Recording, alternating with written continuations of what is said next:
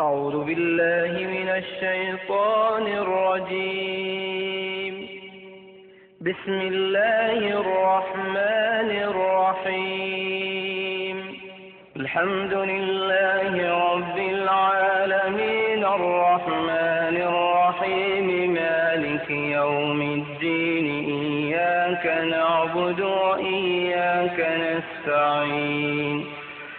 اهدنا الصراط المستقيم صراط الذين أنعمت عليهم غير المغضوب عليهم ولا الضالين.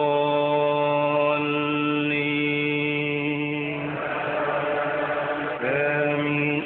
فكيف إذا جمعناهم ليوم لا ريب فيه ووفيت كل نفس ما كسبت وهم لا يظلمون. قل اللهم مالك الملك تؤتي الملك من تشاء وتنزع الملك ممن تشاء وتعز من تشاء وتذل من تشاء بيدك الخير إنك على كل شيء قدير.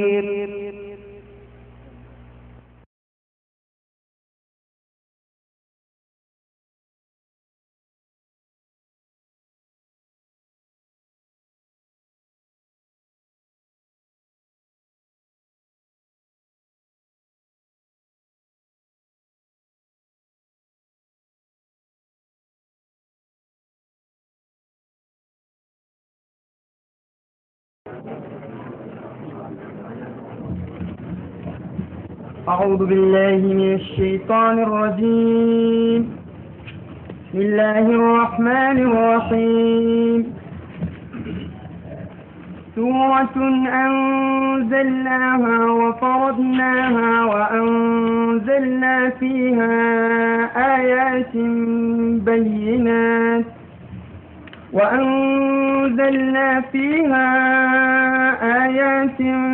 بينات لعلكم تذكرون. الزانية والزاني فاجلدوا كل واحد منهما 100 جلدة ولا تأخذكم بهما رأفة في دين الله إن كنتم تؤمنون بالله واليوم الآخر وليشهد عذابهما طائفة من المؤمنين. الزاني لا ينكح إلا زانية أو مشركة والزانية لا ينكحها إلا زان. الزاني لا ينكح إلا زانية أو مشركة والزانية لا ينكحها إلا زان أو مشرك وحرم ذلك على المؤمنين. والذين يرمون المحصنات ثم لم يأتوا بأربعة شهداء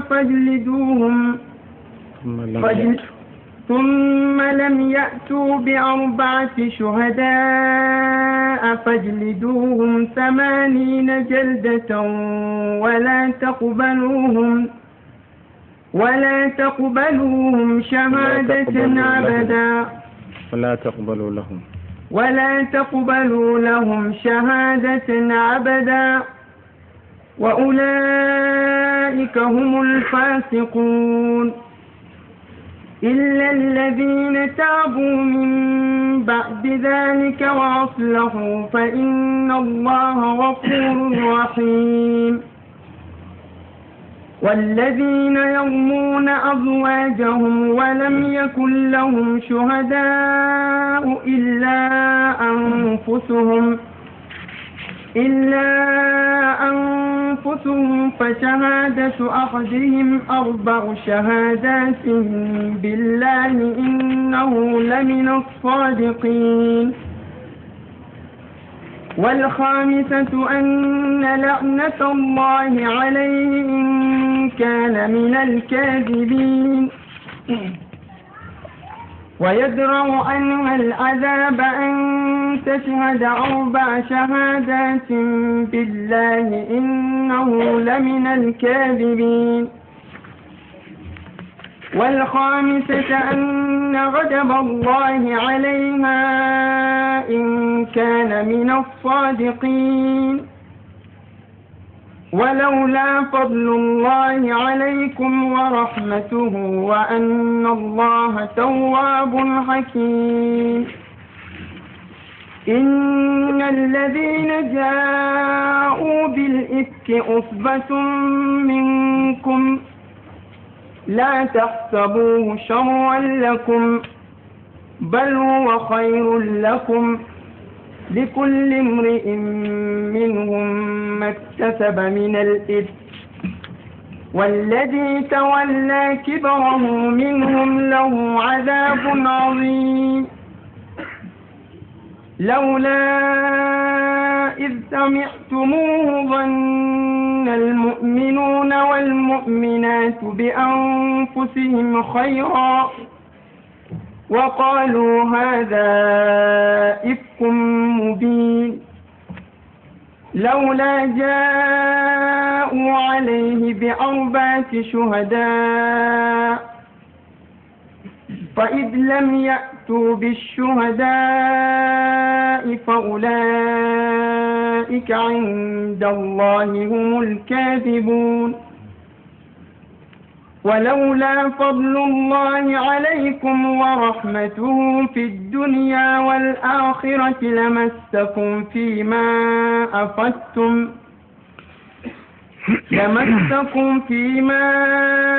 أفضتم فيه عذاب عظيم إذ تلقونه بألسنتكم وتقولون بأفواهكم ما ليس لكم به علم وتحسبونه هينا وهو عند الله عظيم ولولا إذ سمعتموه قلتم ما يكون لنا أن نتكلم بهذا سبحانك هذا بهتان عظيم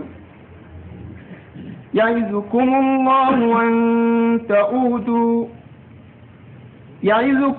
الله أن تعودوا لمثله أبدا إن كنتم مؤمنين ويبين الله لكم الآيات والله عليم حكيم إن الذين يحبون أن تشيع الفاحشة في الذين آمنوا لهم عذاب عليم في الدنيا والآخرة والله يعلم وأنتم لا تعلمون ولولا فضل الله عليكم ورحمته وأن الله رؤوف رحيم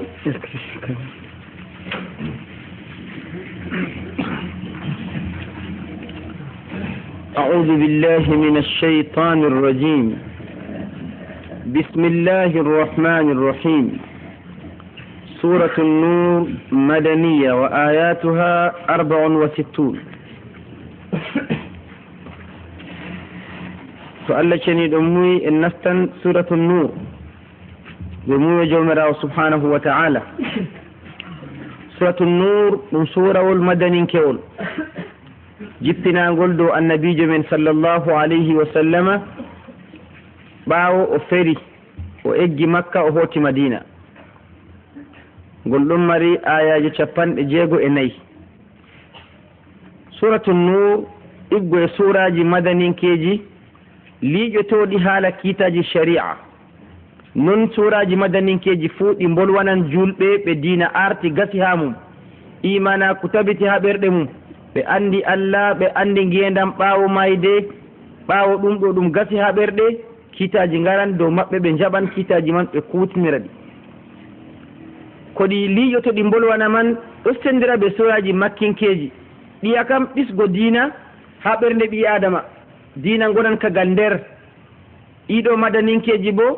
hollugo ɓi adama ko diina hiiti dow muɗum o hutinira. surawol man ngol wanginama ha magol neediji no jam'are julɓe hani wongo. وضحت السورة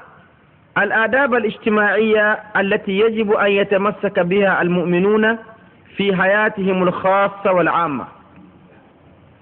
سورة المنقل وانجني نيدي جدي جونة بآدم نانو بنجدي بنجودرتو wodi jone nde Allah yidani ɓe suɓani ɓe jonde man nde ɗo yaake mare no wonata on Allah wangini ha surawol man julɓe hani ndara nun man ɓe gona ha ngendamji maɓɓe nder be yaasi fuu. misal man kal istidan ba dumtingo fuɗɗa nastugo dow ɓi adama saare suudu kala ha ɓi adama woni pat warata fiyo dow maako noon ɗum adab min al adab al ijtimaiya. wa gaddu l absar hubbugo giɗɗe bo hen rewɓe ɓe worɓe fuu. hifdul furuj rengo farjiji muɗum bo. wa hurmatu ihtilati rijali bin nisa il ajnabiyat harmingo bo jillindira rewɓe ɓe worɓe jananɓe gorko ɓe debbo ɓe jananɓe ɓe jillidira ɓe jooɗo dow ko ɓe ñallida ko ɓe kirda. surawol man hollan en ayiɓe won gonɗo ha hunde majum. wa ma yambagi an takuna alayhi l usra al muslima e bo surawol man ɗo wanginade de ko hani saare julɓe no hani laato min al afaf nangtago wa satr cuurugal nder maare wa nazaha wa tuhur e senuye wal istiqama ala shari'atillah e bo saare julɓe hani ɓooke dow sharia Allah ceniɗo siyanatun li hurmatiha ngam rengu alhorma mare wa hifadan alayha min awamil التفكك الداخلي والانهيار الخلقي e ngam rengo saare julɗo majum ko sekkitande wilande gal nder mare gal jikkuji mare alladhi yahdimu al umama wa shu'ub kanjum ɗum wirgata ummatoje e kala jam'aje fuu. ngam man surawol man wangini yoga kadi deydey neediji ko nandi be ɗiɗo ɗi jawmirawo azza wa jalla shar'i wangini kiitaji bo goɗɗi ban kiita zina wa haddil qas e kiita haadore goɗɗo haadani goɗɗo ko larani zina wa haddu li'an e bo li'an wa kullu hadihi alhudud innama shuri'at tadhiran lilmujtama' min alfasadi walfawda ɗum fu majum ɗum shar'ama ngam rengo jam'are julɓe her bononda e bo her jillindiral. wa ikhtilatul ansab jillindiral leƴƴi wa inhilalul khuluqi wa hifdan lil umma min awamil at-taraddi fi burati al-ibahiyati wal fasad allati tusabbibu diya' al-ansab wa dhahab al-ardi wa sharaf. kaddiriɗaɓe surawol man ngol omtirini be wolwango kiita zina wolwango julɓe dow kiita zina jeenowo debbo be gorko wangingo ayibe zina be noyi jeeno e man ɓe gaɗete deydey ko Allah jippini diga her muɗum dow annabijo sallllahu alayhi wa sallam. zina ɗum derɗiraɓe ɗum gorko ɓe debbo gatta ɗum kamɓe woni teranɓe bo to ɓe mofti yimɓe ɓe terima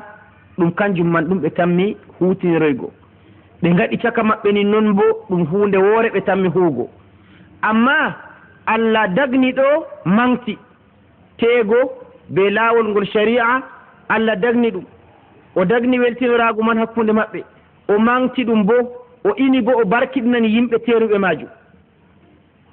e to yimɓe man gaɗayi noon ɓe kooci laawol giɗaɗe maɓɓe noon ngol hayawaniyat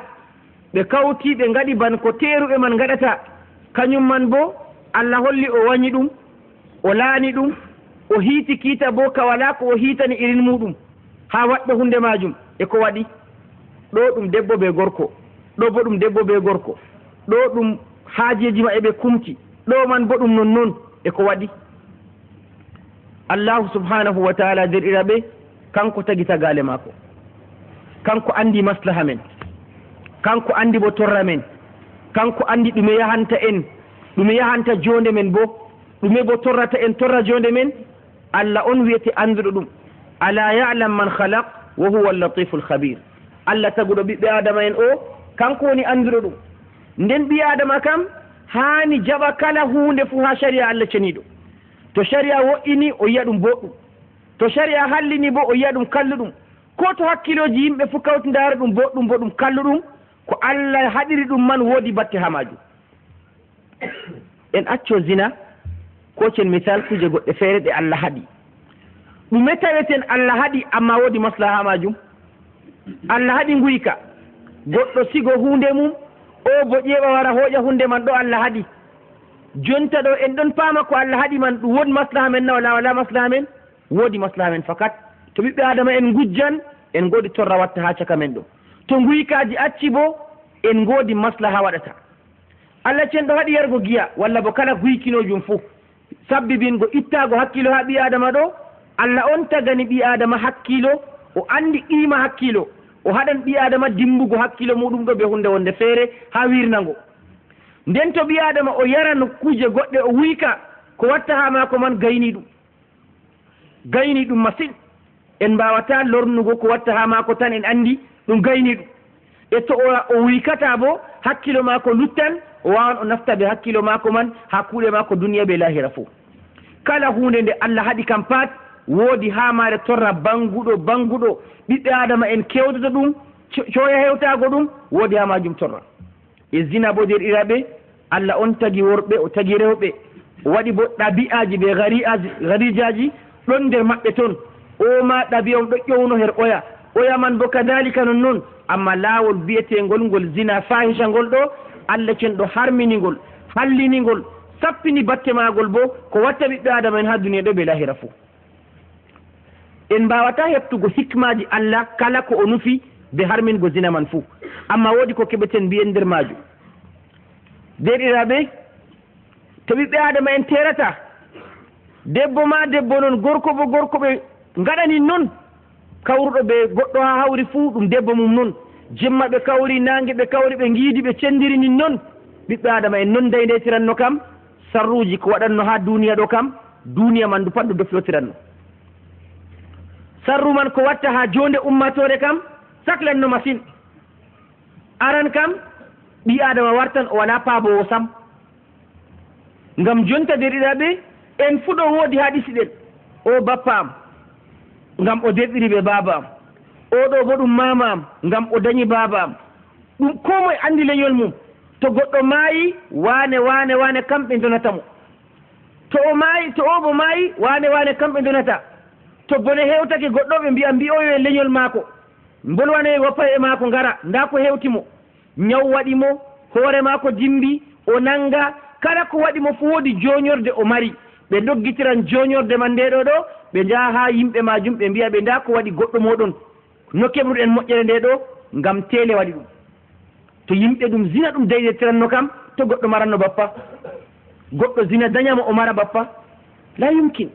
Dada mako ma anda moye woni bawa mako haqiqatan, ngam ɗum goɗɗo on gancowo, jeenowo, wane wiyete dayɗo ɓinguel ngel ma o anda ɓaade ɓinguel tagama ha mako tan. Ɓinguel man bo ummo bana hunde sondu wifti sakkini noon, o wala ha o doggitira, o wala ha o yaha, o wala ha o joñoro. Ɗum ɗo man ɗum derɗiraɓe, ɗum torrano makka duniya man du pat du doflotiranno. Ɓiɓɓe adama en ngala e gonenno, ngam ɓe ngala noon man. Jonta derɗiraɓe, wakkatiji gonɗen ɗo ha lesɗe nasara en, ɓe yimɓe giɗi taccingo ɓorto bana mum, canca ko e bana muɗum ɗo, ɓen kam bone man yottake ɓe jonta. Bone man o hewtake ɓe. Ha meɗen ɗo woodi saare dotti en na, dottijo tampini ɓe ñiɓi saare, ɓe jaa ɓe cigoyomo toon, ndego ɓe tufamo batal o maaya, ɗon hana saare en kam. Ngam dottijo man oɗo o wala ha o yarete sam, wala goɗɗo maako jotta kam ɓe jaramo ha saare abdoafa, ɓe cigoyomo toon. Gomnatiji ɗon efti, Allah andi jawle noyi gatta asar ngam dotti en majum ɗo, ngam ɓe ngala ha asli maɓɓe. Ɗum yimɓe heɓaɓe nin noon, ɓe mawniri noon ɓiɓɓe zina, ɓe ngala ha ɓe goni, ɓe ngala ha ɓe ɓiloto, ɓe ngala gondoɓe maɓɓe, ɓe ngala ballitowoɓe, kamɓe kam ɗum hunde noon wangi dow duniya. Ɗum ɗo saɓɓi. Goɗɗo maran jawdi, o mara fii pat, o wiya o winda rawandu mako kay rontama to o maayi, o saɓɓi. Walla o laara ɓinguel gongel noon jagganingel mo, o wiya nda to o maayi oɗo rontamo, ngam o wala silsila, o wala kanko mo limtugo wane ɓi wane ɗo, o wala ɗum. Nde ɗum hewti ɓe, nde zina waɗi ɗum warti hunde waɗetende ɗo, nden majum ɗum waɗi. to ha jonta nokkuje men ɗo jawmirawo ɗon reeni moye pat andi baba mum andi bappa mum andi wane mum to o ñawi ɓe kawta ɓe to bone waɗi ɓe ƴownoyo ɓe to o maayi ɓe ndona to ɓe kanko mo goɗɗo maayi o rona ɗum ɗo ɗum moƴƴere ngam tokkago laawol sharia jawmirawo subhanahu wa taala. Islam horminitegal ko ngal kaɓɓangal yaasi islam ngam andititgo tegal to ngal waɗi ɓe seedoranma en ɓe al'ada magal yimɓe heferɓe to ɓe cilmino ɓe terino diga keferaku hande ɓe ngari ɓe cilmi ɗiɗo pat gorko ɓe debbo fuu islam wiyata puɗɗite murigo ha te on tegal ngal keferaku man islam darna ngal tabitna ngal noon ngam ɓe kawtayno do hendu ɓe kawtirno ɓe laawol andagol ɓe andi mana yimɓe debbo ma andi ɓinguel amin ngel nda wane hooƴimo gorko bo andi wane en min te'ani ɗum ɗo ɗum hunde wonde masine to ɗum wala bo nda ko waɗata shay'un sani Allah cenɗo andi laawol moɓodal ɗo wooda laawol mari masibo ñawɓuringal laawol margol masibo wane moɓodake be wane ñaw kam fuu herɗon haaɗi to nde ɗumman ɗo ñawuji ɗon gona ha ɗon Allah cenɗo haɗi zina ngam ɓiɓɓe adama en fullatta ɓe ɗon keeri caka maɓɓe noon goɗɗo ɓe debbo on walla ɓe rewɓe on kamɓe noon oyabo noon non usraji fu joɗori nden to woodi ha ñawman fe'ori bo ñawman haaɗa ha goɗɗo man ñawɗo man on noon o ɗaɓɓitanno o hurgoro to woodi ko ɗum waɗimo bo haaɗa ha maako toon ɓiɓɓe adama en nde cali ko Allah wi man ɓe ndaari debbo fu debbo gorko fu gorko ɓe ngaɗan noon jotta kam ɓiɓɓe adama ɗaɓɓa ha gurto keɓay dabare muɗum Allah cenɗo waddi lawale muɗum jippinde ɓiɓɓe adama en man ha belɗum man woni man toon masibo dari jonta o weltinortono nafsu maako warti jonta kam masibo toon woni wane maayi ñawzina mbarimo ɗo en mbawata andugo ɗum ha men ɗo ma woodi ko wiyete sakko ha lesɗe goɗɗe feere to nden hunde to Allah cenɗo haɗi nde woodi ko rata ha maare woodi ko hewtoto ummatoje en mbawata limtugo hikma ko waɗi Allah harmin zina timminen amma ala sabili misal dow wangingo misalu seeɗa man ko hakkille men wawi famugo kanjum man on banginɗen nden hunde man nde ɗum hunde nde takɗo asawa ɓe lesdi kam laari nde ha nayi to an a laari nde hani an kam hakkilo ma man luuri be ko Allah cenɗo suɓi takɗo lesdi muɗum wi gona ha maari gaɗɗo dow ma asama o kam o laari zina man ha nayi waɗe fottante ma ɗum woɗayi a yerdake ɗum ma ɗum woɗayi Allah wi ɗum woɗayi o andi bo ɗum woɗayi ta a torra man bo hewto ɓi adama ɗo ɗon torraji man en mbawata limtugo ɗi to zinaji man ɗon tele bo belata nden goɗɗo te'an debbo muɗum amma rewɓe o pat rewɓe maako noon debbo saare man tan makinango belɗum ɗum sabbibinan bonondaji ijtimaiyat wato kanjum man ɗuɗɗum masine Allah cenɗo ren ummatere men ha majum ya rabbal alamin to kadi her surawol ɗo Allah cenɗo wolwani ayibe zina man be kiita jeenoɓe o lori o wolwani bo paddoɗe no ummatore watta ta zina man waɗa ha muɗum ta zina man ukko feeco ha nder ummatore man Allah cenɗo to Allah cenɗo muuyi en tammi yalgo ayaje ɗuɗɗe nder surawol ɗo hakkude jemmaje men ɗo inchallahu aziz ko tammi hewtingo en yettina en ha deydey ko jawmirawo subhanahu wa taala handi en tokkoɗen gam kisen sarri hunde nde ɗo majum Allah ceni ɗo wi suratun anzalnaha surawol ngol ɗo ɗum surawol teddugol Allah indirgol be suratun kangol surawol man ngol ɗo Allah ceni ɗo wi ɗum surawol teddugol mawna saniwol moɓgol kiitaji luruɗi her muɗum moɓgol hayruji ɓiɓɓe adama ko Allah handi ɓe her mum anzalnaha min jippinigol dow maɗa ya Muhammadu ngam naftoroɗa be magol be ummatore ma wa faradnaha min palliɗinigol bo mana min gajibini dow ummatore hutinirgo be ko woni her magol wa anzalna fiha ayatin bayinat min jippini nder magol ayaje banguɗe laaɓɗe kollanɗe sharia ko andetorɗe bo dow kiitaji laaɓɗi ngam ummatoje julɓe latto ɗum jaygol muɗum jogo jottoro ha ko laati her muɗum maslaha muɗum duniya ɓe lahira e ko Allah waari ɗum jippini surawol ngol laɓɓini ayaji magol o wi la'allakum tadakkarun bela on galtoroɓe magol ngam likay ta'tabiru wa tatta'idu bi hadhihi al-ahkam ngam galtoro ɗon miccitoro ɗon be kiitaji gonɗi nder surawol majum wa ta'malu bi mujabiha ngam nanon ko Allah wi nder magol kuron be ko ngol wi nden jawmirawo naati wolwango en kadi o fuɗɗiri be kiita zina jawmirawo azza wa jalla wi wazaniyatu الزاني والزانية فاجلدوا كل واحد منهما 100 جلدة. الزاني جينو دبو غوركو والزانية بجينو دبو فاجلدوا كل واحد منهما 100 جلدة. بوتشي غوتو ندير مابbe fu kala goto nder mabbe fu bocci temerre. فيما شرعت لكم آية وانجني هركو شرعنا إن فلنا دومين أن تجلدوا كل واحد من الزانيين بوتشون كلا غوتو هرجينو بديدو ميداي بوتيغو او ميداي حقباني غوتيغال ناتدا بغوروم او بميداي تيغو رسدا بدبو مودوم في أكبر غادي زنا نوبن كويتي بوتشاي بوتشي تيمري 100 ضربة بالصوت بوتشول تشاتونغول عقوبة لهما غام ينجتيت غوبي على هذه الجريمة الشنيعة دو بيك دي بنغادي نيدو دي ويتي زنا ماجو. الله تشني دوي ولا تأخذكم بهما رأفة في دين الله. تا انتم هوجاون ها دين الله شنيدو الله on wi boccon be temerre ta endam bo hoja on efta on hada on boccugo be imma boccon seeda accon seeda walla koynon ha boccugo majum ta nawa Allah wi tanga de banni bocce caatudum bocce bo cika bocci man temerre. in kuntum tu'minuna billahi wal yawmil akhir to on latake on nuddin be Allah e nyeldere garere kam nda ni ngado ton zina man ta wada to wadi bo herbenbe me day tego be tego boccon temerre sunna annabi sallallahu alaihi wasallam famtini be yarugo wirna dangay bo lebbi sappo e ɗiɗi ɓawo ɓocci man temerre wirna o nokkure dayinde o bo nokkure dayinde man ɗo dede hitande ngam ɗume wato woytingo moy fuu haaɗiɗaɓa muɗum hawtade be ɓoccego majum. nden jawmirawo cen ɗo ɓesdi ha kiita man o wi wal yashhad adabahuma ta'ifatun min almuminin yaake ɓoccotonɓe man bo na nder suudu ɓocconɓe ha babal fiili noon babal laaɓngal yajjarde noon e mumini en julɓe bo ɗuɓɓe ngara jaalira ndaara bone mum e gatte majum ɗo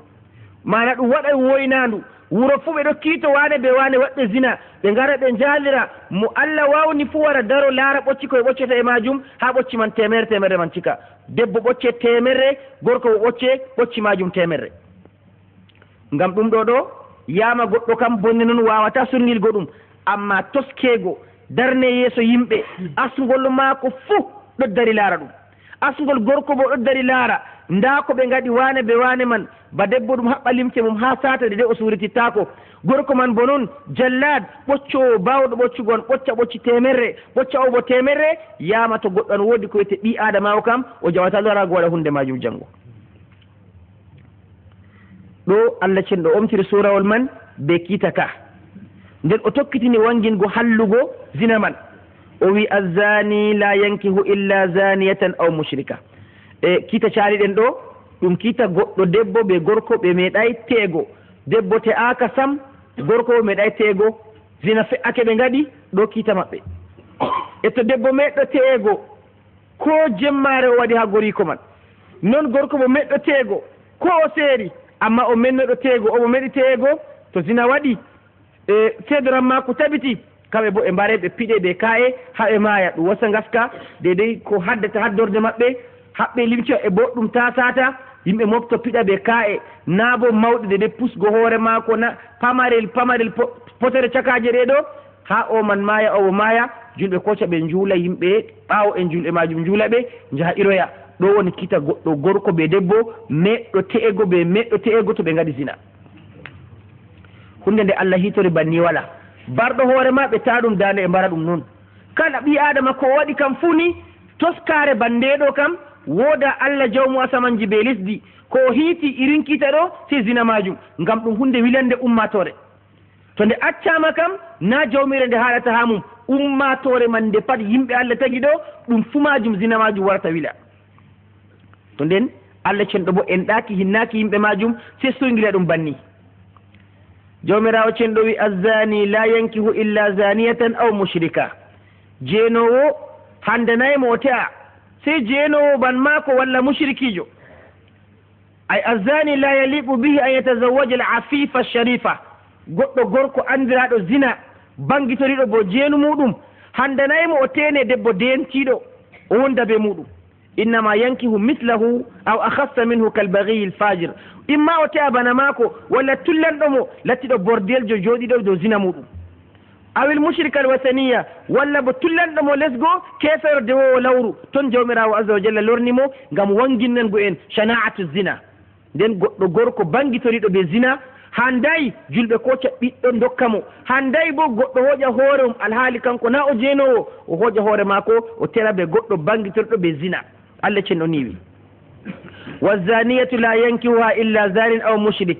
jeenowo debbo bangitoriɗo ɓe zina ɗum bordeljo noon on bo hanayi te'amo sey jeenowo bana maako noon ñiddugo kuugal man ngal Allah cenɗo wi handanaymo sey bana maako on walla mushrikijo on man won tullanɗomo te'amo ngam fa inna nufusa tahira nafsuji ceniɗi kam taba zawaja bil fawajiri l fasiqat nafsuji man ɗi gañan ɗi caloto terugo ɓe goɗɗo fajirijo ko ɗum gorko ko ɗum debbo joɗaniɗo kuugal ngal ɗo man ɗo nafsu wañan nefan ha maako yiɗata terugo ɓe maako dani e sababu jippago aya الزاني لا ينكح إلا زانية أو مشركة والزانية لا ينكحها إلا زان أو مشرك وحرم ذلك للمؤمنين روي أن امرأة تدعى أم مهزول ودبونها مدينته عندما أم مهزول كانت من البغايا ولتكن در بورديل إن جودني بكلل من نون نابير وكان جون كوغال ماكو فكانت تسافه الرجل حكيه بندار ماكو دو o suutotira ɓe gorko o ɗaɓɓita ɗum kanko on o hokka ɗum sharɗi bo ñammum yarmum koltal kam dow maako to irin ɗum ɗo man ɗo ni waɗi gorko julɗo wi kañum kam nde nda buutu kam dikkate amo ñaman yaran holtan ɗum debbo marɗo yaake marɗo heɓindare amma sahaba en gatta hunde setti ɓe gaari e mbinde annabijo sallllahu alayhi wa sallam fa zakara dhalika li rasulillah o wari o wi ɗum annabijo sallllahu alayhi wa sallam nda debbo wanejo ummu mahzul o yiɗi o te'amo ngam on man ñamnan mo yarnan mo holtinan mo Allah cenɗo jippini aya man ngam fistugo kiita ka o ƴami annabijo sallllahu alayhi wa sallam mana ta o waɗa ɗum azzaniyatu la yankihuha illa zanin aw mushrik debbo jeenowo andiraɗo bo zina bangitoyiɗo ɗum ɗum bordeljo noon jooɗi on man kam handay goɗɗo dentiɗo muminijo tefa mo ha wonda e maako te'amo innama bana maako jeenowo geddiɗo ko Allah haɗi majum walla mushrikijo on man handanimo jawmirawo subhanahu wa taala wi to aya man ka hollan wato hallugo zina ka hollan ayiɓe gonɗo her zina hunde on nde jawmirawo azza wa jalla wi banni hunde man nde halli masin wa hurrima dhalika lal muminin harminama bolwa ɗum dow mumini en harminama zina man dow mumini en ngam ñiddugo majum walla harminama teego jeenowo tera ɓe gorko jeenowo walla bo tera ɓe debbo jeenowo ɗum fuu jawmirawo azza wa jalla wi ɗum hanayi goɗɗo julɗo ukkano ɗum hanayi bo waranago debbo bangitoriɗo kuugal ngal ɗo o te'a ɗum ɗo kiita arana ka jawmirawo azza wa jalla wolwani kiita zina man ɓaawo man o tokkini bo teego goɗɗo jeenowo debbo walla bo debbo dentiɗo yarego muɗum ha gorko bangitoriɗo ɓe zina nden jawmirawo azza wa jal tokkitini goɗɗum bo nder kiitaji kiita ha doore goɗɗo ban zina man halliri ɗo Allah waɗi kowagol mangol wala hunde jawmirawo azza wa jalla waɗi kowagol bangol waɗani zina hidde ko mbi'en wane a zini hunde wande mawde masin Allah jaɓayi ɗelmingo kowagol man ngam kiita man nawka masin to tabiti ɗum waɗi kam na goɗɗon wala balɗe mum to islam ɗo dari kam wala balɗe mako to nden na ɗum hunde fijirde na ɗum hunde yawanego goɗɗo wawata wigo goɗɗo e jeenowo to o wimo noon kam imma o yaman jeenowo walla ɓaawo maako nangan ɓocci 70 fijirde wala be majum her majum wigo goɗɗo jaalujo walla bo ɓi jaalujo goɗɗo fotawi wiya ɗum ngam to o wi jaalujo kam sey letto dada maako man waɗi zina man noon ɗaɗɗan kita dogga dow mum walla ɓocci 70 dogga kanko dow ɓaawo maako kanko gaɗɗo ha doore majum nden wuttudu zina man ɗo Allah omtayi dammugal wañño ha majum sey fakat man noon zina man to waɗan sey goɗɗo laara zina man o yii ɓeɗon gondi man noon ba pinorgel be finordu man ɗo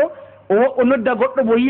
yiya ha ɓe gaɗa ɓe nayo pat na ɓe mbaali noon na ɓe mbakkotir ɓe jahan ɓe fuu ɓe ndaari ɓe ɗum gaɗa kuugal majum ɓe giɗɗe gite maɓɓe nden wiyete seedoran maako maɓɓe man ngo timmiɗi to nden Allah cen ɗo yo fay dammugal man ngal ɗo ngal latto ɗum dammugal goɗɗo huɗirtangal goɗɗo noon yawigo ɓi adamajo her magal ngam dammugal jarowal ha toskare mawde masin duniya ɓe lahira fuu Allah cen ɗo wangini kiita ha doore man o wi walladina yarmuna almuhsanat ɓenni hadanan ɓe rewɓe rewɓe bo nangtiɓe reeniɓe debbo nangtiɗo mo waɗata ɗum kanko bo o wala seedoran mako ngu Allah wiman ɗo ɓaade to ummake no wiya goɗɗo man zini noon a waɗi ni ndego ɗum debbo maako ndego ɗum jananno no ɗum wardi fuu ha dore man nde kayre Allah cenɗo wolwanta haɗo o wi yarmuna al muhsanat ɓe ngubo ɓe gaɗa ha dore dow rewɓe reeniɓe howiɓe rentiɓe nden bo ɓe ngala bo seedoran mako summa lam yatu bi arba'ati shuhada hoti ɓe gaddata bo seedoɓe nayo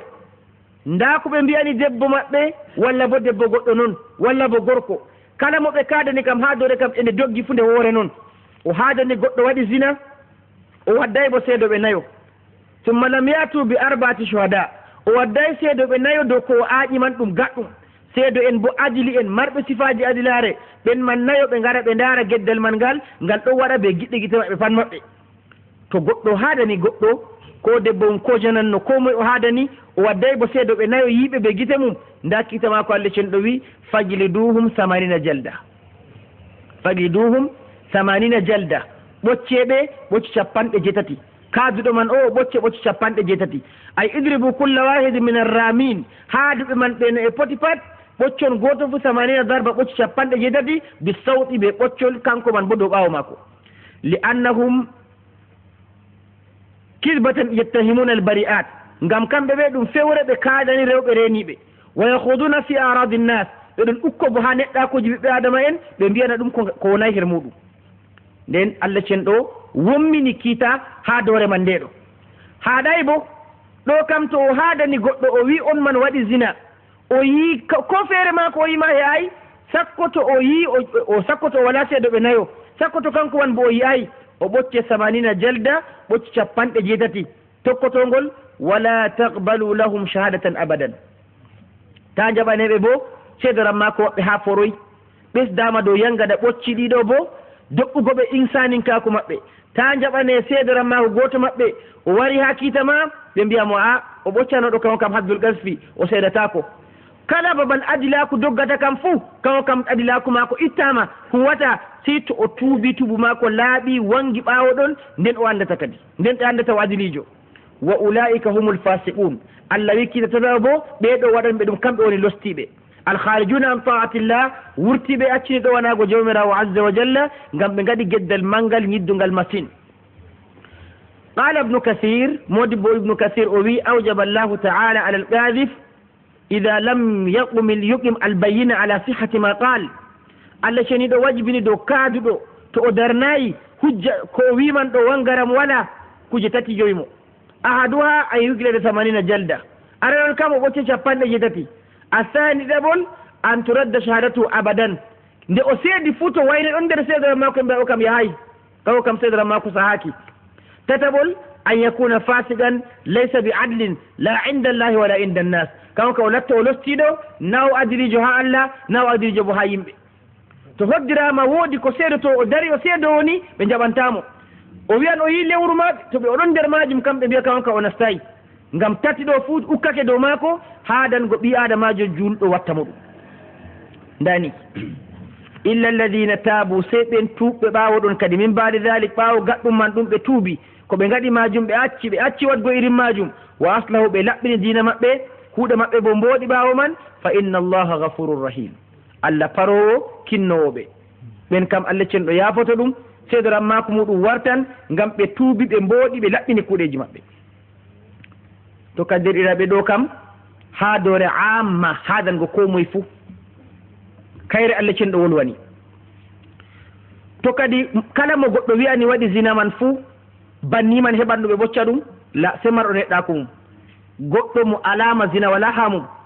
tammorego zina wala ha maako yi'anego zina wala ha maako kanko on to goɗɗo haadanimo ɓocci ɗi nanga ɗum kiitaji man tati fu ukko dow mum amma goɗɗo ɓe suuɗum o bordeljo goɗɗo wi o waɗi zina e ɓoccata ɗum ko ɗum e wala kon dow muɗum ngam nane mana goɗɗo jooɗi kadi nana ɗum goɗɗo birnuɗo gorko kañum bo natil majo naata ɗo wurto on bo to goɗɗo haadanimo ɗo to ɓe jeeyi kiita ɓocci man 70 wala dow mum ngam ɗum hunde wangude ha dow maako amma goɗɗo marɗo neɗɗako mum tammortake ɗum o walana ɗum sifa man woda ha maako kanko man on wiyete to o haadanama kiita kaɗo man dogga dow kadanɗo mo ɗum debbo haadi ma nin noon ɗum gorko ma nin noon ɗum jam'are hawti hadani goɗɗo goto ma nin noon ɓe ukkake ha neɗɗako maako Allah bo nda ko hiiti ha dow maɓɓe. nden o tokki ɗo bo kiita gotka fahin o tokkini kiita gotka bo ɓaawo ɗon o wi walladina yarmuna azwajahum ɓen hubortoɓe rewɓe muɗum o bo debbo mum haadanta yarmuna azwajahum ɓe guborto rewɓeji maɓɓe ɓe zina ɓe kadana debbo e mbiyamona a jeeni walam yakun lahum shuhada illa anfusuhum o wi'a debbo man jeeni o wala ceedo bo sey hoore maako walaysa lahum shuhud yashhaduna bima ramawhunna bihi min azina siwa shahadatu anfusihim wala ceedo sey hoore maako noon kanko man bo noyi annabiyu sallllahu alayhi wa sallama woodi goɗɗo warno ha maako nde on wari ha maako abdoullah ibne abbas filli o wi hilal ibnu umayya radiyallahu taala anhu o haadani debbo maako ha annabijo sallllahu alayhi wa sallam be gorko wiyete shariku ibnu sahma o holli gorko oɗo moɓake be debbo maako annabijo mo walla gadda seeɗoɓe walla ɓocci koɗe dow ɓaawo ma gotel kadi ta waddan seedoɓe imma a pewowo a fewani debbo majum be gorko man ɓocci gona dow maɗa fa qala ya rasulallah ida ra'a ahaduna ma imratihi rajulan yantaliqu yaltamisu lbayina ayi annabijo am goɗɗo laara gorko ɗon waali be debbo muɗum ɓeɗo kuudani noon o wawa yaago tefa yimɓe nayi o wadda ha o senna ɓe ya annabijo ɗum ɗo noyi walladi basaka bilhaqqi inni la sadiq o wi annabijo am mi hunori Allah nilduɗoma gonga wallahi mi gonɗuɗo mi giiɗo debbo man ɗon waali gorko man ɗon dow muɗum mi giiɗo ɗum to amma annabijo kam be o yi pat feere maako seeɗo ɓe tato waray si to o heɓi tato dow maako ɓe gaɗi ɓe nayo o wi kadi ya rasulallah la yanziranna allahu ma yubarri'u dhahri min alhaddi annabijo am ɓaawo am ngo kam wallahi yitere am yiinde ɓe ɓeɗon mbaali kuwa kuugal ngal ɗo Allah tammi hisnugo ɓaawo am kam ɓoccatake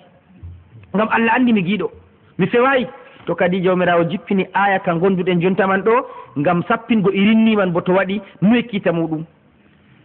Allah cenɗo wi walam yakun lahum shuhada illa anfusuhum goɗɗo laari debbo muɗum waɗi kallungal o yiɗi debbo on waɗi kallungal o yii be gite maako kanko to nde o yi noon majum ɗo o wala bo seedoɓe se kanko tan yi ɗum Allah cenɗo wi fa shahadatu ahadihim arba'u shahadatin billah goto maɓɓe fuu o seedo o huno kunayeje nayyi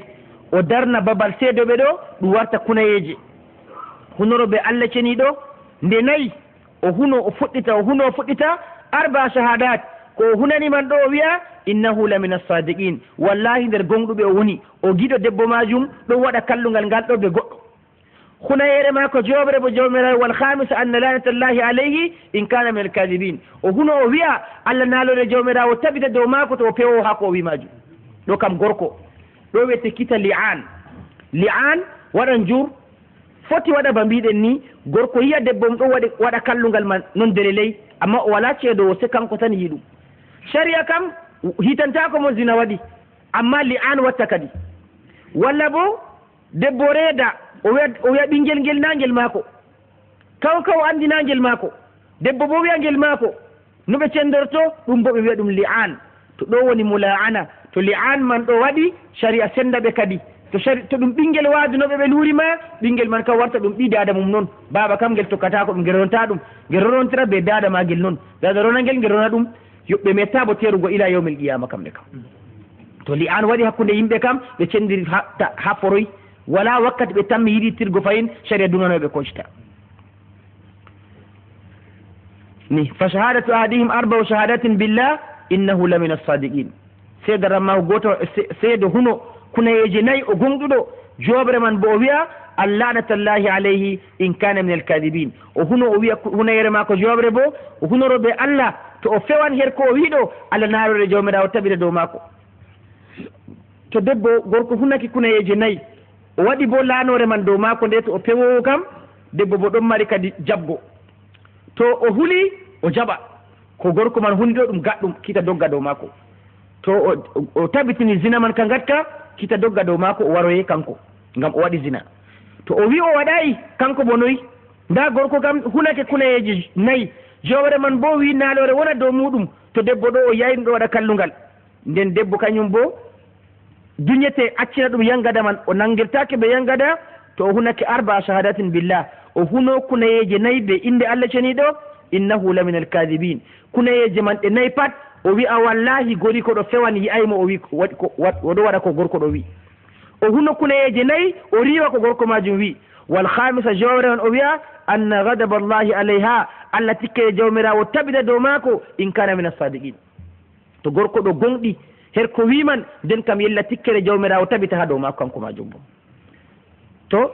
gorko hunake no nayyi sakkitorake ɓe lanore nde debbo bo hunake nayyi sakkitorake ɓe tikkere jawmirawo du tabita dow muɗum to gorko maako gonɗuɗo her ko wiyata man joni kam kadi sharia senda ɓe debbo man ma waroytake kita doggata dow mum kita ma ko jilli ha Allah yawmal qiyama jotta kam kita ma kam duniya kam ka ɓantake amma ɓe cendiri ɓe gorko man bo ɓawo mula'ana li an o kam halas to ɗum ɓinguel ma ɓinguel man gorko wala nagel dada man on jogo ɓinguel muɗum eɓe cendiri bo kita bo doggay dow mako ha duniya ɗo kam jotta kam ka timmitoya ban ko oɗo wi tikkere Allah waɗa dow mum walla bo o wi laaroɗo jawmirawo tabita dow mum ɗo ɗum majum tammi hugo ha jawmirawo subhanahu wa ta'ala Allah ceniɗo wi to ɗo kam derɗiraɓe her goɗɗo on giiɗo debbo muɗum ɗo waɗa zina o waɗa seedoɓe e goɗɗo non kanko kam de debbo wurti fuu o wiya ɗum a waɗoy ni a waɗi ni a waɗi ni e dari fo a waɗi ni on man miijo ɗum masine hula ɗum masine goɗɗo ne'an debbo mum wolwanan mo amma tabitingo zina ha dow maako ɗo hunde majum nde mawde masine jonta derɗiraɓe sharia man ka doggata dow meɗen ɗo ɓiɓɓe adama en nde ka wala hayru meɗen jurɓusti goɗɗo laaran o wiya majum jawwala ñalla wala ɓoccanɗo mo amma qur'an kam qur'an noon kitamare lutti yawmal qiyama wala ko sottata ha maare to nden hani ɓi adama nangto ha majum o anda ko o huwata to o laari debbo oɗo fottanayimo ko watta majum ma foti o acca ɗum foti o wolona ɗum foti o ne'a ɗum ha jata ɗo mi yerdaki ko gattani ɗo mi yiɗa ko nandi be muɗum amma tabitingo zina waɗi kañum man kam ɗum hunde mawde masine ha Allah ceniɗo Allah feccinayi dammugal man ngal ɗo ɓillingal ngam to ɓi adama nastiri ha magal bo to o nastira ngal be gonga walawla fadlullahi aleykum wa rahmatuhu Allah cenɗo wi sonano ngam moƴƴere jawmirawo wonde dow moɗon be hinnaye maako sona ngam Allah on wirni waɗi moƴƴere man ɗo lawla man o maran jawab majum la halaktum sonano ngam moƴƴere jawmirawo kam da on kalkanno toskoɗon Allah yawnana on no yangada amma nde Allah waɗi moƴƴere dow moɗon o waɗi kiitaji ɗiɗo man ɗo o yawnanay o yangada ha duniya wa anna allaha tawwabun hakim jawmirawo bo o jaɓowo tuubuji jeeya e maako o gonijo bo her ko o dawrani ko huwani shari'a maako fuu ko jippini fuu Allah woodi hikma ha majum to ɓiɓɓe adama en tokkake ɓe tawan hikmaji mawɗi jawmirawo subhanahu wa ta'ala waɗani ɓe her majum nden Allah cenɗo tokkini kiita hadithul ifki bo ɓiɓɓe adama en tedduɓe ha diina ɗo jawmirawo subhanahu wa ta'ala jarriboroɓe ɓe jarrabuyeji bo mawɗi ngam ɓango darjaji maɓɓe bana annabi yusuf alayhi salatu wassalam en nanɓe noyi jawmirawo azza wa jalla hoddiri jarrabuyeji dow maako ha ɗum yehi ɗum warti o jarriboraji takam ɓe hadanego zina debbo mo o woni ha muɗum man on haadi o waɗi zina be muɗum walla ma o nufake ha o waɗa zina be muɗum sababu majum man ɗum yaarimo pursina amma nde o goɗɗo tedduɗo jawmirawo azza wa jalla waɗi ɓinguel gongel ha caɓɓe muɗum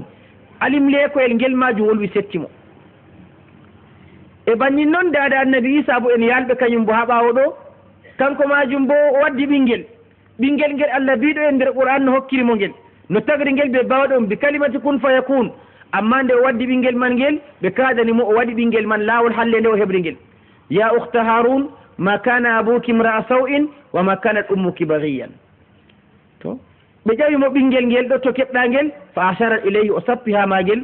ɓinguel ngel wolwi annabi isa diga keccel wolwi ɓe inni abdullahi atani alkitab wa ja'alani nabiyyan ila akhir al ayat to ɗum ngam laɓɓingo darjaji yimɓe tedduɓe to non noon kore annabijo men sallllahu alayhi wa sallam aicha radiallahu anha ummul muminin on majum bo munafiqina en ngaɗi ha neɗɗaku mako an ko nandi be ɗum ɗo majum na ha ma ko ɗum fuɗɗi bo yimɓe tedduɓe kam fu ɗum ɗo waɗa ɗum Allah waɗan ɗum ɗo ban ko tammiɗen largo ha ayaji man o wi la tahsabuhu sharran lakum bal huwa hayrun lakum ta gikke ko waɗi man ɗo ɗum sharru moɗon bal ɗum hayru ɗum hayru ɓi adamajo tedduɗo ha Allah kam ko yimɓe nufi ha gaɗamo kalluɗum pat ɗum hayru ma ko ɗum watta ha Allah ceniɗo hayru ma ko ɗum watta ha ummatoje bo to Aisha radiyallahu ta'ala anha dammuɗum qissa hadithul ifki derɗiraɓe ghazwat banil mustalaq annabijo to yahan konuji fuu waɗan qur'u caka rewɓeji muɗum ɗo mo qur'u do'i dow muɗum pat yaada ɓe annabijo man wurtoɗo ɓe muɗum ha konu marare nde ɗo Aisha radiyallahu ta'ala anha kañum man wurtodi ɓe annabijo sallallahu alayhi wa sallam Aisha bo en andi ñande nden o pamaro duuɓi mako jeenayno ha makka to wartugo maɓɓe man wiyama o duuɓi 12 wiyama ga e noon annabi ɓe nastiɗi ɓe mako to ɗum debbo pamaro mo duuɓi 13 14 15 en ɗo o ɓurata ɗon o yaadi ɓe annabijo sallallahu alayhi wa sallama ha konu man timmoyi ɓe gartan nde ɓe gartan ɗo e Aisha man woodi no hawdaj bana tippo mbiyeten ɗum ɓe gaɗan ba cuurel ni ɓe jowan ɗum dow ngeloba ko dow puccu debbo man wonan nder to ɗo wirni to ngeloba ɗo yahani ba gaɗa rondi cuurel gongel noon yaha to nder majum to wakkati wa'ingo waɗima ɓe esta ɗum ni ɓe gadda ɗum falo ba kirke debbo wonan ɗo nder toon to Aisha radiyallahu ta'ala anha ɓe ngoyini dillugo konu Aisha mati haaje muɗum o yehi haaje maako nde o yehi haaje maako man ni o wartoyi ha o wona nder hawdaji maako man ɗo ɓe efta o hatti koɗel maako tayri mo o nasti fayin tefgo koɗel maako man ɗo ha o hefta ngel waranno ɓe efta cuurel goo efti ngel tammo ɗon nder magel mba'ini dow mba'antawa maako ɓe jahangal dilli Aisha kam gikke maɓɓe kam ɗonuri nder cuurel ngel ɗo ɓe ndiridi ɓe on ko waɗi ɓe keftata bo ngam ɗum goɗɗo huyfa ɓandujo wakkati man o pamaro na ɗum goɗɗo maapiɗo ɓandu sakko e paama teddugo man ɓe huyfugo majum Aisha go wartoyi tawi jahangal dilli kono o waɗini o wuuri o waali ha pellel o heeɓi o waali tan oɗo reeni wakkati ɓe ciftortamo ɓe ngara ɓe teftamo ha pellel majum woodi Safwan radiyallahu taala an kañum man bo kanko on annabijo waɗi sakkito konu ha konuji pat yimɓe man ɗon amma se worɗuɓe ɓe gaɗata sembiɓɓe to konu dilli ɓe ngara ɓe ndaara ha konu man waalino to woodi ko yejjita to woodi hande goɗɗum batte goɗɗe ngaɗi ɓe ko'a hunde on ɓe taccina se goɗɗo cuuso machine watta ɗum Safwan nder maɓɓe woni Safwan ɗo wari hattago pelle goo o waɗata Aisha ɗo waali ɗani bo wakkati man o wi inna lillahi wa inna ilayhi raji'un wiigo maako inna lillahi wa inna ilayhi raji'un ɗo ko sawtu man findini Aisha radiyallahu ta'ala anha nde o famti ɗum Aisha waali o wiccitoyi ha daayi ɗum Aisha majum ummi jooɗi nder hawdaj ha wonanno goo o efti hawdaju majum o yowi dow mba'antawa maako o ɗon ɗowa kanko o ɗon yaha ɓe kosɗe ha ɓe jokkoyi fandorde Madina nastirde wuro toon kono goo bo wakkati majum dunake ko nasta Abdullah ibn Ubay ibn Salul rasul munafiqin munafiquna en ɓe juulo en ha julirde ɓe jahan konu kala bangungal kam fu ɓe gaɗan ɗum amma zahiri kam ɓe julɓe nder maɓɓe kam na ɓe julɓe ko ɓe tefata kam pat sarri julɓe ɓe giɗi yatarabbasuna bikum dawa'ir ɓe ɗon ndeni toyi hunde sarrore julɓe woni Abdullah ibn Ubay ibn Salul laari jotta kam furta dedei o heɓi dabare nde o tappira o musɓa ha neɗɗa ko annabijo sallallahu alih w sallam yimɓe saare muɗum cakkitake ndano waɗi wakkati man ni kalimawol o wi wallahi ɓe kiskistiray o hisay o bo hisay o ni o wi haɓe goni ɗo kam ɓe kam ɓe kiskistiray wala kisɗo bandum ni o wi Misbahu bo kañum bo nder bandiraɓe Aboubacre Siddiq bandiraɓe Aisha man laafuɗo mo hajirinkejo ñamanɗa saare Aboubacar kañum bo nani ka wolwi noon Hassan kañum bo wolwi ha maka noon yo tampuɓe imanakuji majum be munafiquna en man ɗugo janji haala man janji ka haka yettoyi annabijo sallallahu alayhi wa sallam haka yettoyi sahabu en mawɓe haka dilli ha dada Aisha man haka dilli saare maɓɓe an kam haala janji kadi ha nder yimɓeji ɗo wiyete asli ɓissa man kaɗo juutka kaɗo woni ha nder Bukhari be Muslim goɗɗo wawan lortago laraka bit tafsil ha nokkuje majum to kadi jawmirawo subhanahu wa ta'ala wolwani en haala hadithul ifki majum ɗum waɗan zahiri majum ba ɗum ayibe amma jawmirawo wi ngam ɗum ɓamta darja ko qissa man haadanego Aisha man ɗo ko ɓamtimo darja kam to ɗum waɗayno kam darja man ɓamtakono ayaji jippiɗe ngam Aisha man modi ɓe mbi annabi Isa dada annabi Isa alayhi salam nde o hubora kalluɗum majum ɗo ɓinguel Allah waɗi settanimo yusuf bo alayhi salatu wassalam kañum go ɓinguel jawmirawo waɗi settanimo amma aicha man kam allah wawanno wadgo leggal wolwa allah wawan wadgo ngeloba dondingamo man nga wolwa allah wawan wadgo hawdaji mo wonde muɗum man wolwa kuje ɗe fu ɗe mbawanno allah wolwiyaɗe bolwinɗo ɓinguel kam wolwiyan ɗum man bo amma allah cen ɗo noon man ɗo famɗani aicha darja muɗum ayaye diga al arche jippi ngari ceni aicha majum yimɓe ɗon julda be maje suratu nour man jonta en ɗon janggangol ayaji cenɗe aicha man ɗe goɗɗo janggaɗe waɗa rukuwo juula to nden darja aicha man ɗe ɓamti be darja leñol aboubacry siddique radiallahu taala anhu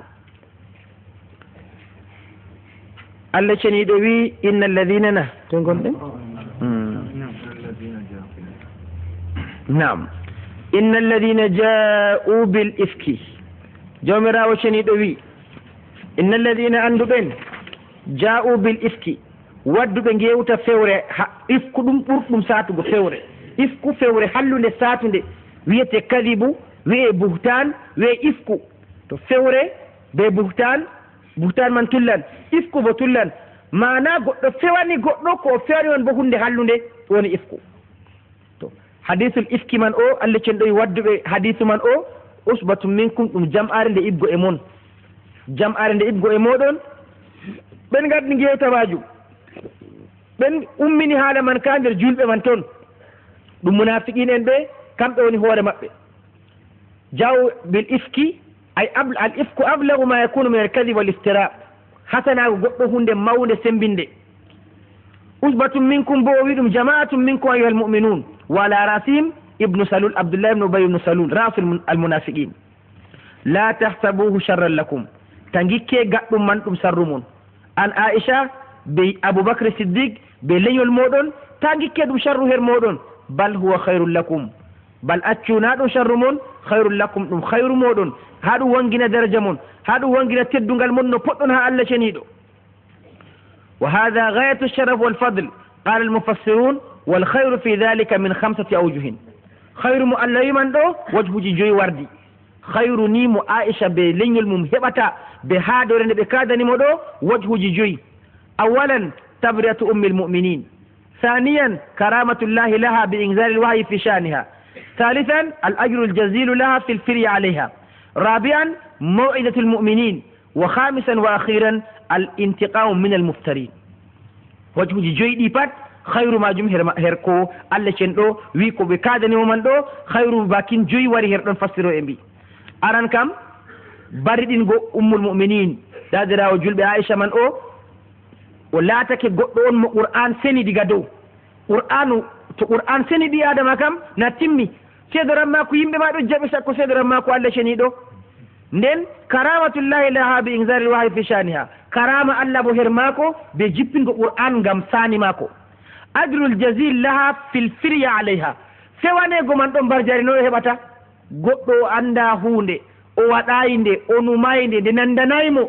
ɗum fewanimo noyi mbar jaari ko heɓata ha allah ngam majum ɗum bo ɗum hayrugol gongol e wasago julɓe bo to qissa man waɗayno ɗo en pamata fewango ɓi adama no foti e noon bo allah cenɗo holli hasto e man ɗo woodi allah cenɗo ko watta e batagal catugal jawmirawo cenɗo wi likulli mri'in minhum maktasabu min al ismi kala goto nder fewanɓe aicha man ɗo fuu ɓe ko moye woodi ko faggiti wiyete zunuba woodi ayibe muɗum dedei ko ha o haaɗi no o jamtiniri ka no o hooli her maaka non maji woni ayibe maako ko hewtotomo ha allah her zunuba walladi tawalla kibrahu minhum on keetindiɗo mawningo haala man ka her maɓɓe mawɗum maaka janjugo ka majum o abdoulahi ibne ubay ibnu salul kanko wiyete ɓurɗo janjugo haala majum allah cenɗo kanko oɗo lahu adabun adim wodani mo yangada makka ha lahira bada mawti lawla is samitumuhu allah wolwanan julɓe haɗi nde nanɗon haala ka banginɗo ka kam na nafikijo fewi ka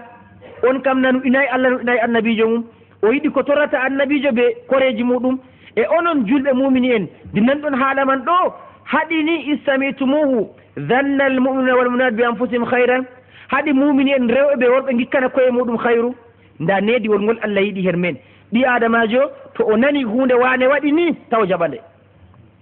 o wiya ɗum waɗata o duña sito ɗum wangiri ɓe laɗɗum noon haɗi ɓe gikka hayru ha gaɗɗum majum nda aicha sakkitake wartidi ɓe safwanu ko yikkete kam jur koni on gikkay boɗɗum man fuu sey gikkuɗon kalluɗum walam yusiru ila tuhma on jawatano her tuhma kaɗo fi man arafu fiha nazaha wa tahara debbo mo anduɗon senuye anduɗon nangtare her muɗum on jawata jabgo her muɗum neɗɗako muɗum banni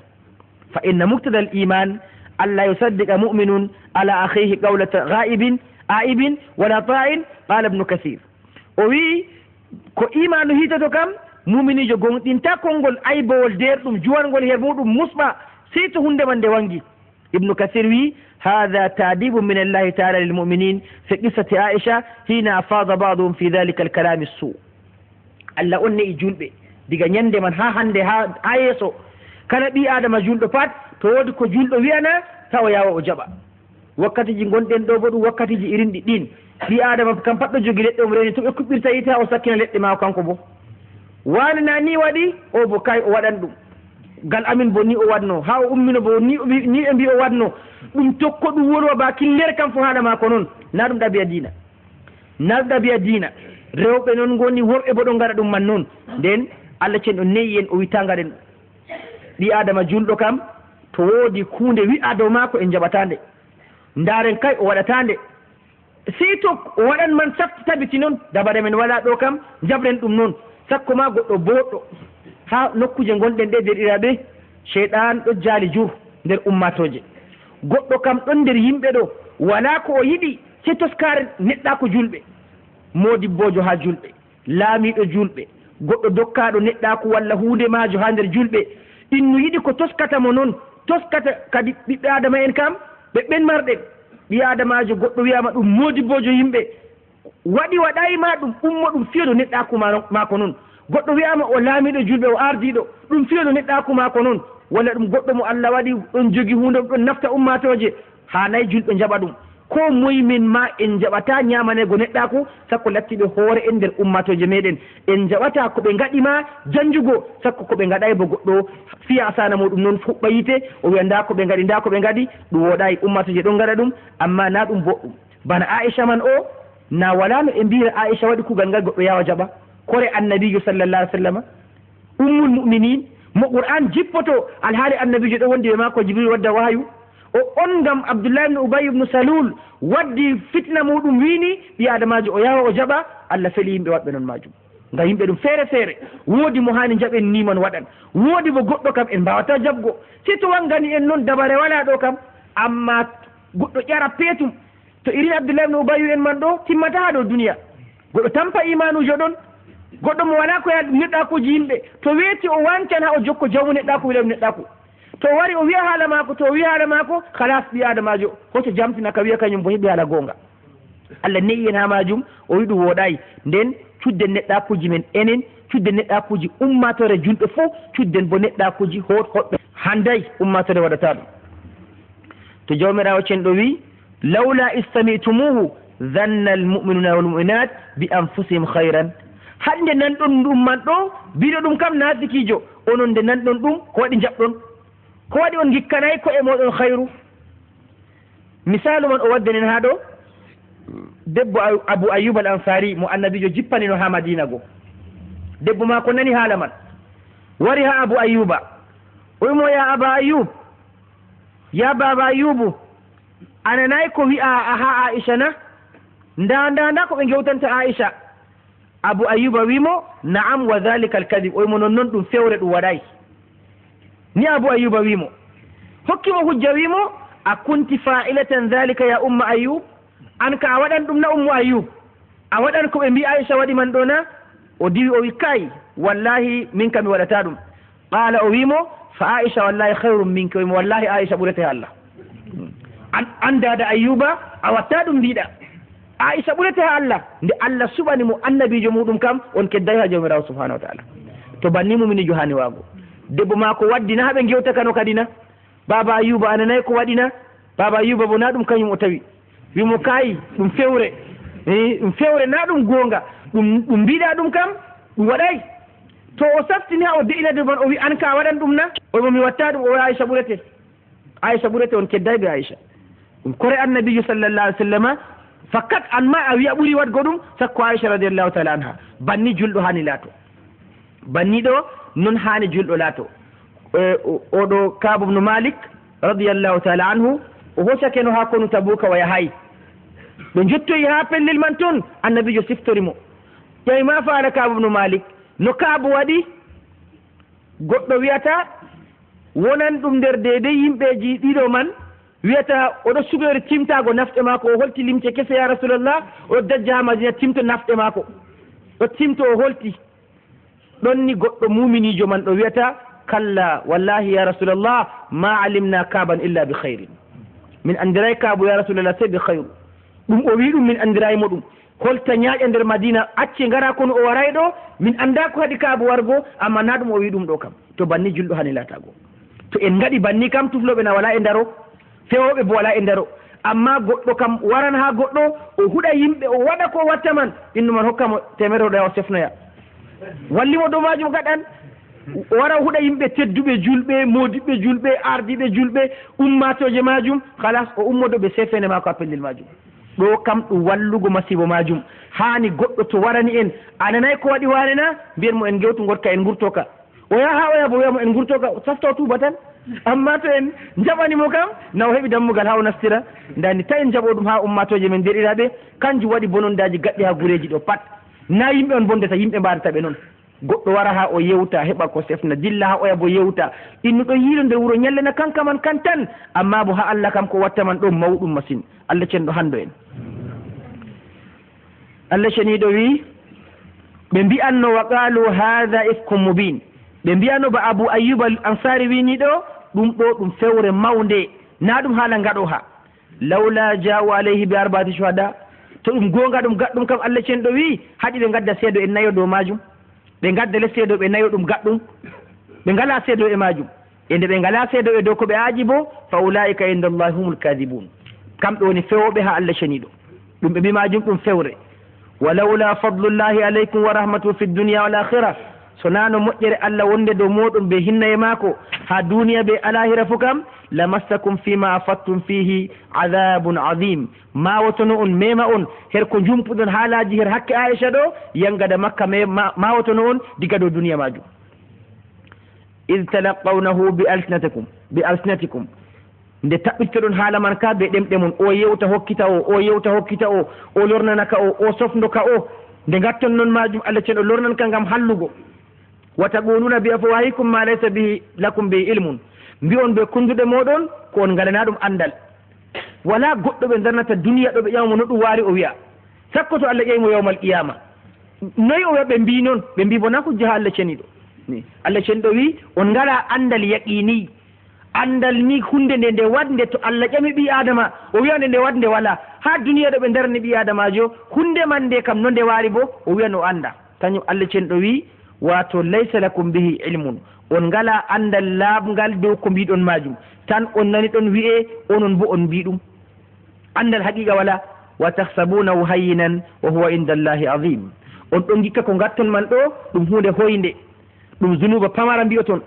hewtata ko on gacci her majum amma kanjum ɗum ha Allah kam inda Allahi azimun ɗum hunde mawde masine darago ñama neɗɗakuji yimɓe